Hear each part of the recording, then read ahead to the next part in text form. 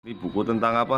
Aku sangat beruntung mempunyai ibu yang rajin memberi nasihat akan arti penting kehidupan. Kendati hal tersebut masih kulakukan di sekitar desaku. Setiap sampai habis seluruh ilmu kini, kiai-kiai di desa ini, kalau kalau kau sanggup, demikian kata ibu, amenemu isih mungkin loh, jangan turuti unang ini macet tono kuali antenamu isih nang poro, jangan turuti nafsumu, jatah masa depanmu tersedia di masa depan. Agaknya ibu cemas jika aku terpengaruh teman-teman yang menghentikan belajar demi mencari uang, dan tekadku memang sudah bulat belajar terus di desaku selama aku menganggap bahwa di sana bisa memperoleh ilmu pengetahuan yang kubutuhkan. Jika pun aku harus menuntut pengetahuan yang tidak dijumpai di tanah apabila toh tanah air bukan sebidang desa, tanah air ini, tanah air amatlah, ya aku akan pergi. Saat itu pun terjadilah aku harus meninggalkan tanah kelahiran, juga alam pesantrenku di desa. Tak lain untuk meraih ilmu pengetahuan serta pengalaman lebih banyak lagi, atau mempraktikkan apa yang sudah keper dan ikut serta memajukan tanah air dan bangsa. Aku berpikir bahwa agama yang telah kupelihara sejak masa kanak-kanak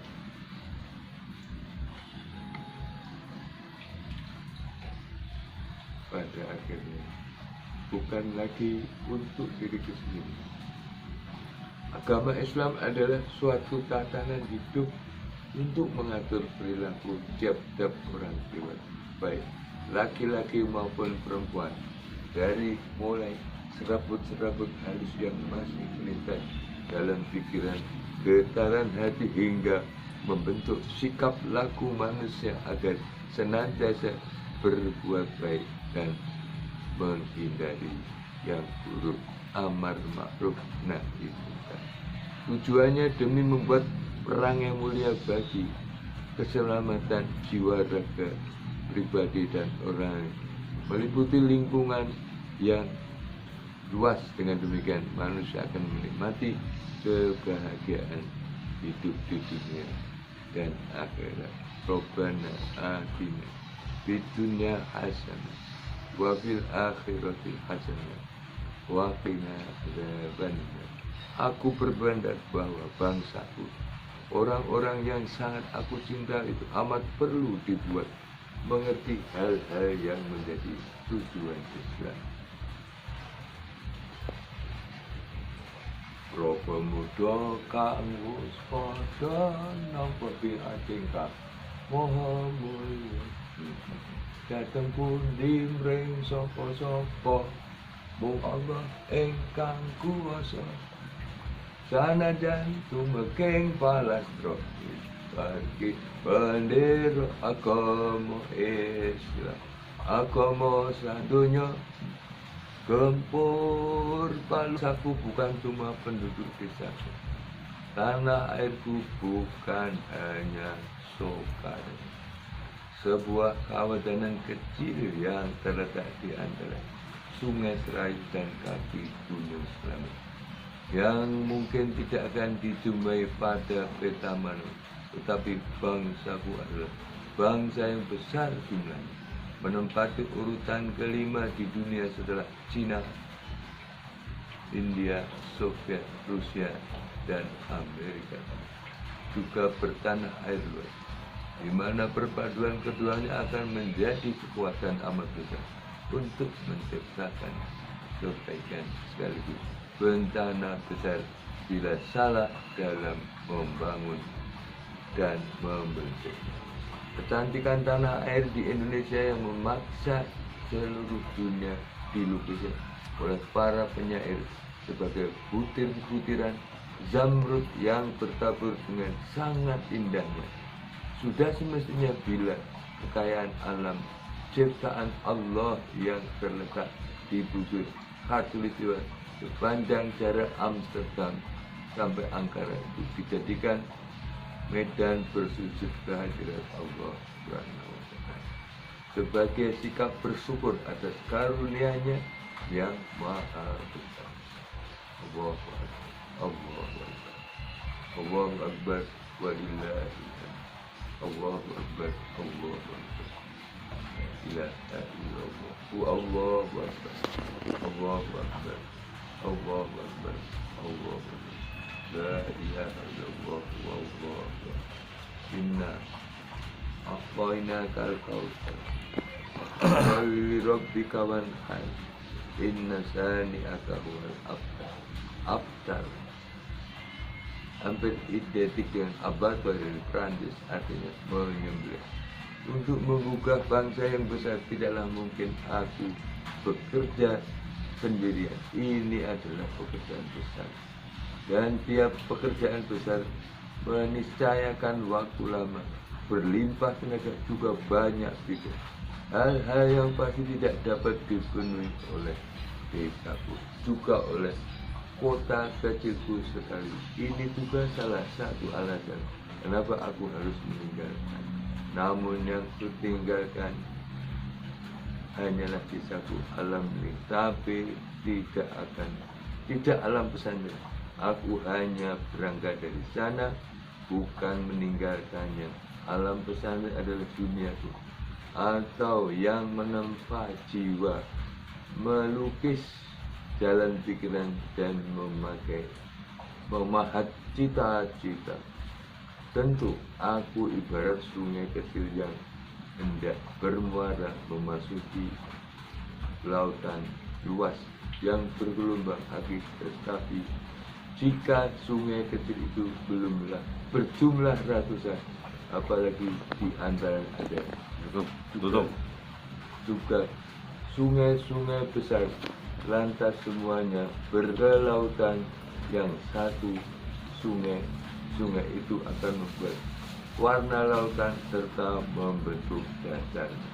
Aku perhatikan Laut Jawa yang mulanya dangkal akhirnya berwarna kelabu karena begitu banyak, sampai sungai-sungai dari Sumatera Selatan, Kalimantan dan Kalimantan Selatan, dan dari Pulau Jawa sendiri yang bermuara ke sana.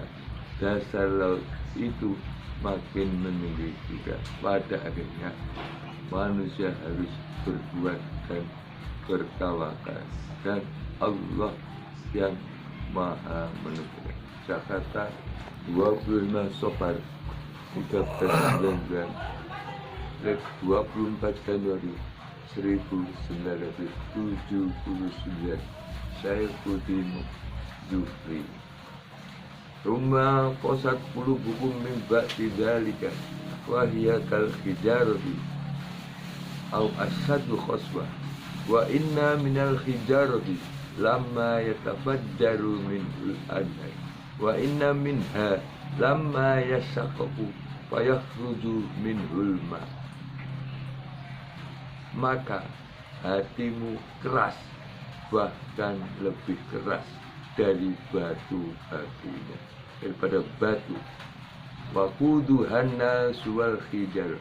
Neraka adalah bahan bakarnya adalah manusia itu sendiri dan batu bara.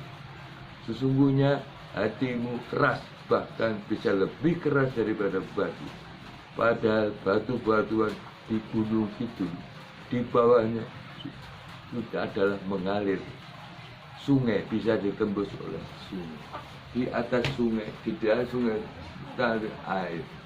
Air itu mengalir karena takut kepada Allah. Itulah hukum gravitasi Einstein yang lahir 1856. 1856 lahirnya Einstein. 1756 adalah saat ini. 1755 adalah 256 256 256 tahun yang lalu. Sekarang di sana giant gajah Keraton Solo dan Keraton Jogja itu bersatu padu. Karena apa? Keraton Solo itu sekarang udah mulai bersatu. Karena apa? Sudah turun dari kerajaan-kerajaan terah kerajaan yang bukan di Solo, di daerah Plat AA dan Plat L. Jadi kesimpulannya keraton yang ada, keratonnya itu ada istananya berebutan. Padahal ada yang di Plat AA dan itu ada turunan mbah-mbahnya dari keraton itu yang tidak punya keraton, tapi beliau adalah makanya ada habis 9 itu paling sering ke Gombong itu ada masjid namanya Pasarian Kuncen. Di situ ada masjid Soko Tunggal. Apa hubungannya dengan Soko Tunggal di Jogja? Karena ada nanti ada cerita tentang itu, ada ahlinya nanti, yaitu nanti dalam segera bergabung tim kita yang akan menerangkan kenapa HB9 sering ke Gombong, kalau HB10 sering ke Purworejo, ya, di mana sebuah pondok yang lokasi makamnya itu adalah di ada makam bupati pertama, di atas bawahnya ada pondok namanya Syekh Zarkasi. Syekh Zarkasi Mursyid Thariqah Naqsabandi. Syekh Zarkasi itu menurunkan Alwani bin Nawawi bin Siddiq bin Zarkasi bin Asmawi bin. Nah, itu terkait itu pondok Al-Barzani terkait dengan Mbah Nur Iman Melani.